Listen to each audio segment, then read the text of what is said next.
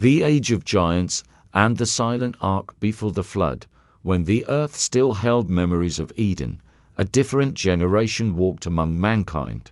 They were called Nephilim, giants born of forbidden alliances, warriors capable of tearing down walls with their bare hands, hunters who faced beasts without weapons, builders who raised immense stones to exalt their own glory. Their power fascinated the developing world, but their presence heralded a danger that would threaten the very fabric of creation. This is the story of how these ancient valiant men changed the course of humanity, and how the Creator decided to intervene before all was consumed by darkness. Part 1. The world after Eden. But before these giants dominated the valleys and the hearts of men, something had to happen.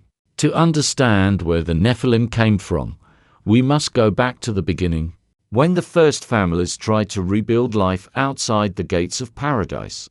Between the lament for Abel's blood and Cain's desperate struggle to leave his mark, humanity took its first tentative steps in a world already stained by guilt. It was a silent landscape that, unknowingly, paved the way for forces that would change everything. Imagine a world still young, vibrant with primordial energy, but already marked by deep scars. The garden where it all began was left behind, enclosed by the terrifying light of cherubim guarding the path of life. The earth, fresh from the Creator's hands, now bore the weight of the first human blood spilled. After Cain killed Abel, a heavy silence fell over the valley. The scripture in Genesis 16 tells of Cain's departure from the Lord's presence. He dwelt in a region called Nod, east of Eden, a place of wandering. There, the ground was hard, unyielding, and the wind seemed to whisper reminders of every choice he had made. Even so, Cain did not give up on life. He possessed a fierce will to survive. He took a relative as his wife. The text doesn't reveal her name, and a son was born. According to Genesis 17, the boy was named Enoch. This is not the same Enoch who later walked with God and was taken up. This was the fruit of Cain's attempt to start over after his exile. Wanting to prove he could build something lasting without the blessing of the ground, Cain built a city and named it after his son. Every stone laid was an act of defiance, a declaration that judgment would not stop him from leaving a legacy. Human history learned early on to seek stability in walls and mortar, even when the heart was wounded. Cain's descendants brought new expressions of creativity to this burgeoning civilization.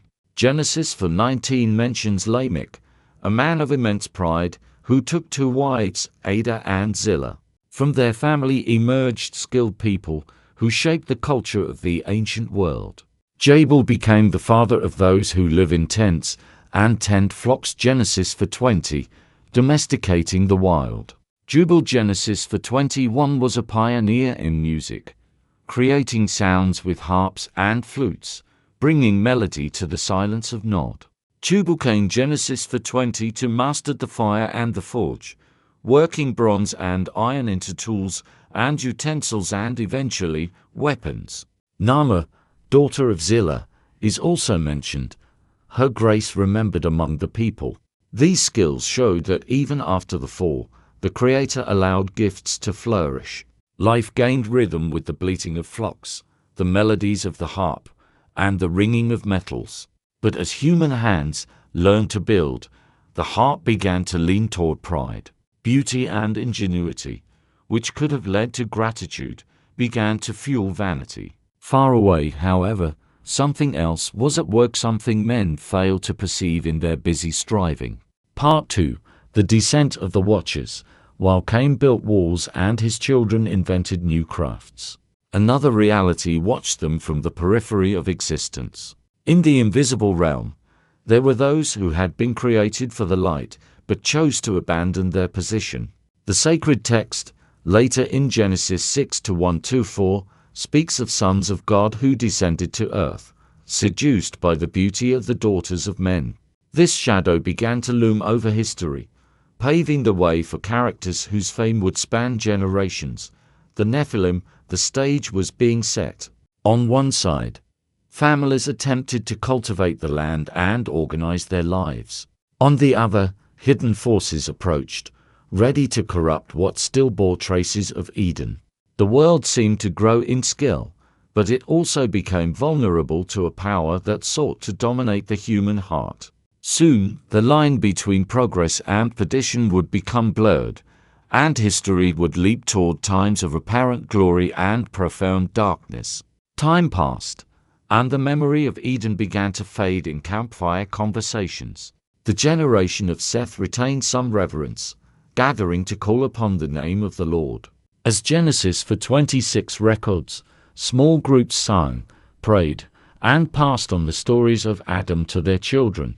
There was hope, but also distraction. The land offered crops. Cain's cities offered instruments, metals, and feasts. Each lineage seemed to follow its own path. It is then that Genesis 6:1-4 introduces an account that changes the tone of history. When men began to multiply on the face of the earth and daughters were born to them, the sons of God, angelic beings, who watched over the earth, saw that they were beautiful. Driven by a forbidden desire, they took wives of all they chose. These sons of God were angels who had abandoned the place the Creator had given them. Seduced by the beauty of women, they crossed the boundary between the heavenly and the earthly, corrupting the divine purpose. Ancient writings recall this episode with dread. Jude 6 mentions angels who did not keep their original state, but left their dwelling. 2 Peter 2:4 recalls that God did not spare the angels who sinned, but delivered them to prisons of darkness. What seemed impossible, the invisible world merging with the visible, happened before humanity's eyes, though few understood the scope of that rebellion. Part 3. The rise of the Nephilim. From these unnatural unions were born beings described as powerful, mighty men of antiquity, men of renown. The term preserved for generations was Nephilim. The word evokes a fall, but also physical greatness. They stood out for their stature, strength, and sharp intelligence. They were not just large men, they were leaders who influenced cultures, imposed laws, and shaped people's perceptions of power. Villages began to tell stories of their exploits. There was talk of warriors capable of tearing down stone walls with their bare hands, of hunters who faced lions and bears without weapons, of builders who erected immense stones to exalt their glory, monuments that defied gravity and logic. Children learned their names before they even knew how to speak of their creator. The fascination with the Nephilim spread like wildfire. Some saw them as protectors, demigods who could shield them from the hardships of the wild. Others saw them as gods walking among men. But where they established dominance, violence and corruption flourished. Songs that once celebrated gratitude began to glorify brute strength and personal achievement. Tools once made for cultivating the land were transformed into weapons of war. Festivals became competitions of luxury and sensuality. Smaller villages were forced to serve the stronger. The Nephilim exacted tribute, built altars to their own honor, and taught that pleasure and power were more important than justice. They introduced advanced knowledge of warfare, seduction, and sorcery, further alienating humanity from God. Genesis 6:5 describes the result of this corruption. The Lord saw that the wickedness of man was great in the earth, and that every intent of the thoughts of his heart was only evil continually. Verse 11 reinforces, the earth was corrupt before God and filled with violence. It wasn't just an isolated group. It was a system that encompassed almost all of humanity, driven by pride, desire, and unbridled force. Part 4. The tyranny of the giants. Years passed, and what began as mere curiosity about the valiant men transformed into absolute dominion. The Nephilim were no longer just admirable figures. They became tyrants over lands, rivers, and cities. Every village had its own story of oppression. Tributes were collected by force. Families were subjugated, and crops were taken before they were ripe. Fear was the currency that sustained their power. Colossal monuments arose to commemorate their names, structures of megalithic stone that no ordinary human could lift. Stone blocks were erected on the banks of valleys, where scribes recorded feats of war and hunting, creating a mythology of self-worship. Children learned from an early age to repeat legends about the bravery of these giants, while reverence for the Creator disappeared almost completely. The squares filled with images imitating the features of the Nephilim, and sacrifices were offered to win their favor.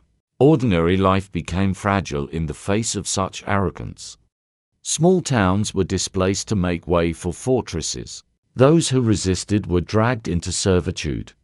What had once been music celebrating life now served to exalt bloody victories. Festivals were mixed with obscure rituals, where purity and justice were treated as weaknesses. Violence ceased to be the exception and became the quickest route to prestige. Young men were trained to please their chiefs, learning that power was worth more than compassion. Women were seen as prizes, the elderly discarded, and creation carelessly exploited. But behind the feats and beauty, there were cracks. The giants, though impressive, were cut off from the source of life. With each new generation, they became more cruel, more thirsty for dominion. Their appetites were insatiable. They consumed the produce of the land, and when that was not enough, they turned on the people. And while the world applauded them, heaven saw seeds of destruction spreading. The earth, which had been made to be cultivated, was weary of human brutality. It groaned under the weight of innocent blood. Part 5. A righteous man in a wicked age, however, not everyone bowed. There were hearts that, even in fear, continued to seek the Lord. Small voices insisted that true power lay in fidelity to the Creator, not in the strength of the Nephilim. This minority, however, seemed increasingly small in the face of the advance of a culture shaped by pride. Amidst so many names engraved in stone, a simple man began to stand out. He didn't have the stature of a giant, nor armies at his disposal, but he possessed something that could not be taken: integrity. While the Nephilim multiplied violence, he walked differently, preserving respect for the Creator. His name was Noah. God's gaze rested on that man and found in him room for a new beginning. While the leaders celebrated their own glory, the Almighty devised a silent plan to save what could still flourish.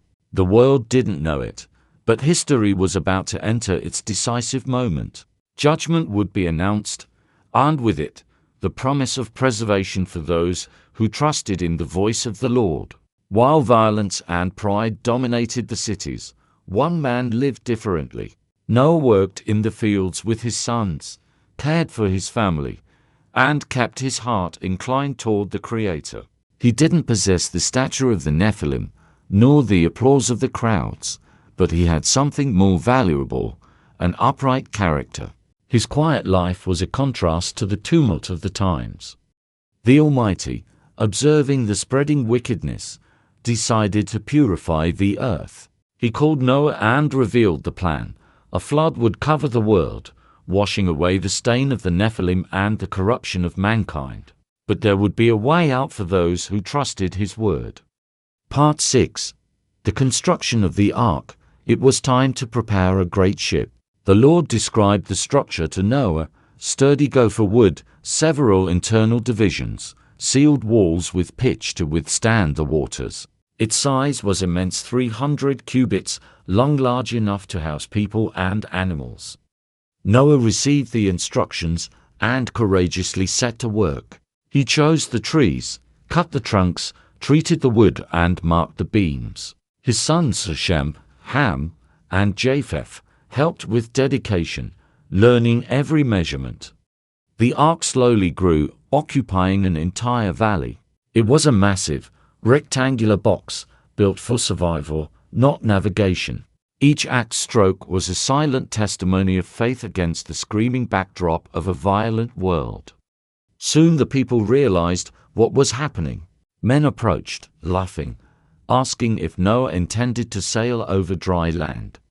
Women mocked, saying the family had lost their minds. Even the Nephilim came to see the work. Some watched with contempt, amused by the little man and his big box. Others watched with anger, for they could not bear anyone trusting in something greater than their power. One of the giants even threatened to destroy the boat, seeing it as an affront to their dominion. But he backed down in the face of the steadfastness of Noah and his sons, who guarded the construction with a quiet determination that unsettled the violent. Years passed, perhaps a century of labor, and the ark was completed. It had 3 floors, a roof that let in light, and a side door wide enough to allow the animals to enter.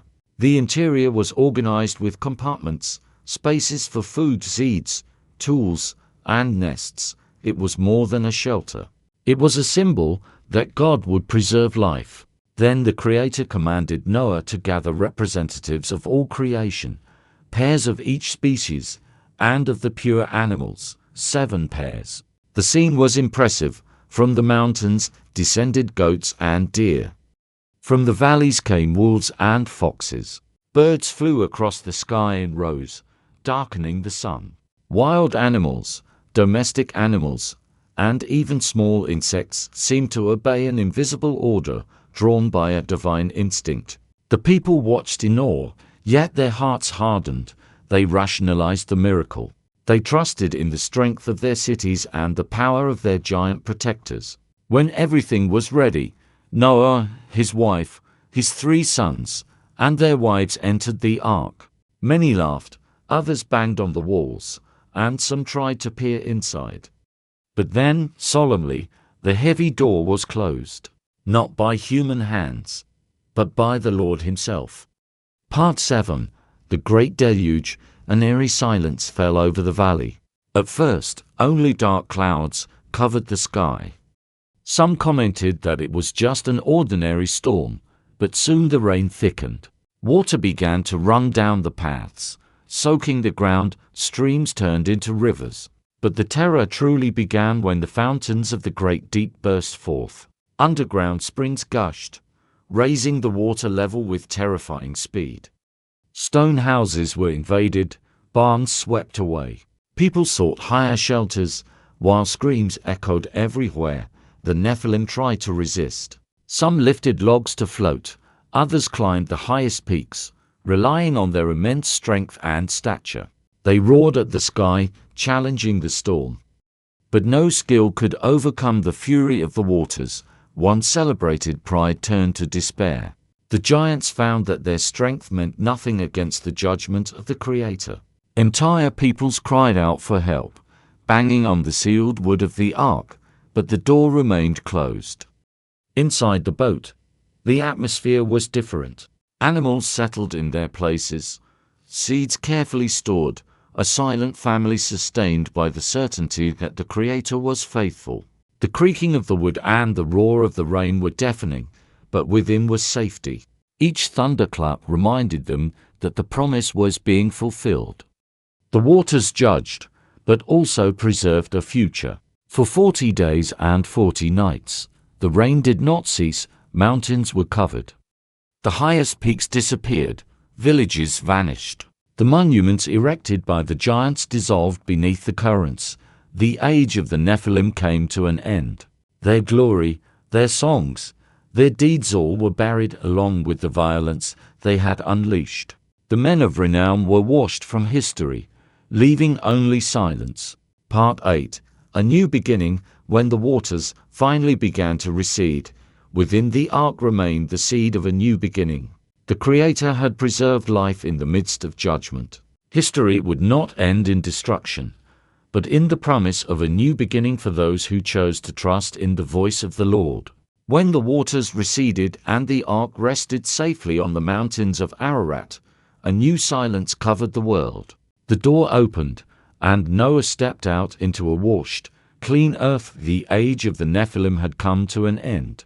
The giants, their songs of power, their altars, and monuments had been wiped out by the flood.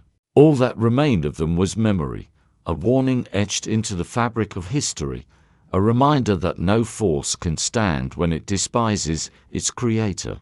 Over the centuries, the memory of these beings took on different names in the traditions of many peoples. Some spoke of titans, others of semi-divine heroes, warriors of immense stature who challenged the gods. Legends of colossuses and city builders arose in distant regions, like pale shadows of a real episode that Scripture preserves in Genesis 6-4. Each myth carries the weight of that ancient rebellion, but none of them carries the weight of revelation that the Bible offers.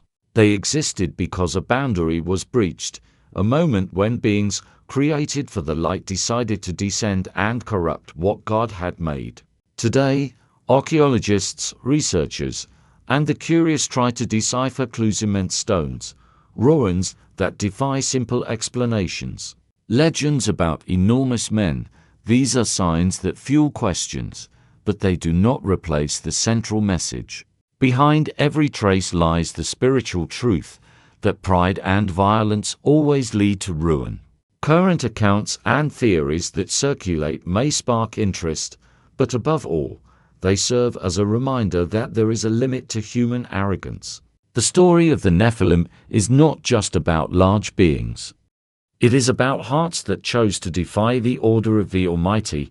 It is a call to vigilance. Every time humanity attempts to live without reference to the Creator, it repeats something of that ancient insubordination. The grace that saved Noah remains the only answer capable of freeing us from the fate that befell the giants.